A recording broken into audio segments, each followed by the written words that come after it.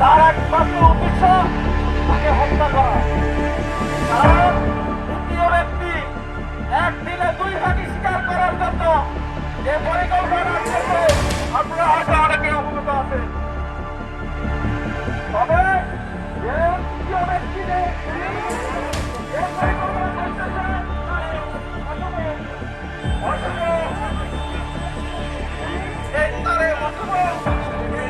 কর্মকর্তার কাছে হবে না।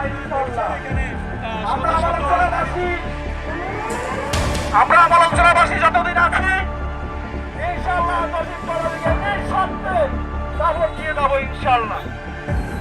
সে 2 মাস পর্যন্ত এই ইব্রাহিম মেম্বারের কাছে একটা ধর্ম নিবন্ধনের জন্য তার দরবারে ছিল। পরে একটা বোঝায় বিরক্ত হয়ে সে ভোট না দিয়েছে। আমরা আমার অঞ্চলবাসী আপনারা লাঞ্ছিত এবং বঞ্চিত। আমি দায়িত্ব মেনে নিয়েছি।